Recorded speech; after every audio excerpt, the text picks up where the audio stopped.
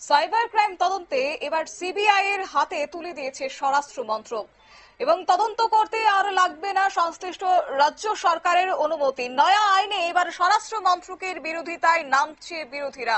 জানবো বিস্তারিত, আমাদের সঙ্গে যুক্ত হচ্ছে প্রতিনিধি শেখ মনিরুল। মনিরুল, কি জানতে পারছো?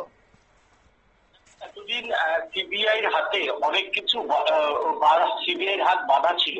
সিবিআই এর হাত যাতে বাঁধা না থাকে তার জন্য কিন্তু বড় ব্যবস্থা নিল স্বরাষ্ট্র মন্ত্রক। যেটা স্বরাষ্ট্র মন্ত্রক সূত্রে জানা যাচ্ছে যে স্বরাষ্ট্র মন্ত্রকের যে স্থায়ী কমিটি, সেই স্থায়ী কমিটি একটা বিরাট প্রপোজাল ইতিমধ্যেই দিয়েছে এবং সেই প্রপোজাল শুধু না, সেটাকে আইন আকারেও কিন্তু করা হচ্ছে বলে এখনো পর্যন্ত জানা যাচ্ছে। সেটা হচ্ছে এতদিন দিল্লি পুলিশ এস্টাবলিশমেন্ট আইনের আওতায় চলত হচ্ছে সিবিআই। এবার দিল্লি পুলিশ এস্টাবলিশমেন্ট যে আইন, সেইটাকে সংশোধন করার দিকে কিন্তু চিন্তা ভাবনা শুরু করেছে কেন্দ্রীয় স্বরাষ্ট্র মন্ত্রক। কেন্দ্রীয় স্বরাষ্ট্র মন্ত্রক স্থায়ী কমিটির চেয়ারম্যান বিজেপি সাংসদ এমপি রাধা মোহন দাস আগরওয়াল, তিনি কিন্তু এই সুপারিশ ইতিমধ্যেই কিন্তু করে দিয়েছে কেন্দ্রীয় স্বরাষ্ট্র মন্ত্রককে।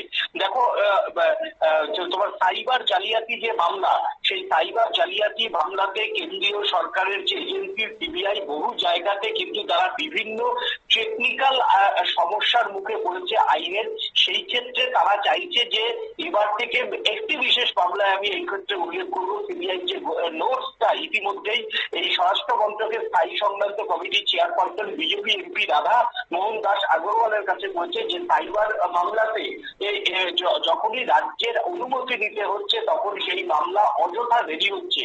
সাইবার মামলা এমন একটা মামলা, যেই মামলা হচ্ছে খুব দ্রুত করতে হয়, এক সেকেন্ড এদিক ওদিক হয়ে গেলে অপরাধীরা প্রমাণ নষ্ট করে ফেলে।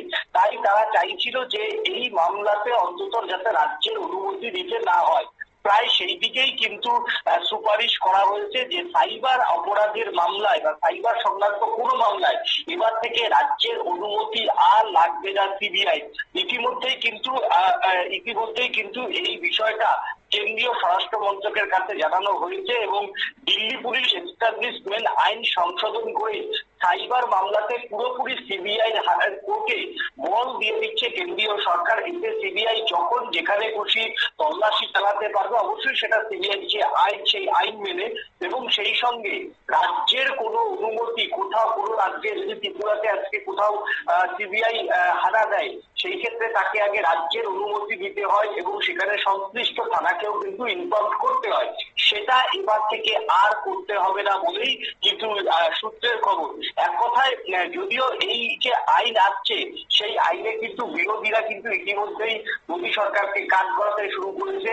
সিবিআই দিয়ে আর এই সাইবার প্রতারণা মামলার নাম করে কার্যত বিরোধী সাংসদ এবং বিরোধী রাজনৈতিক ব্যক্তিত্বদের হেনস্থা করার অভিযোগ রয়েছে একজনের বিরোধী দলগুলি। ধন্যবাদ।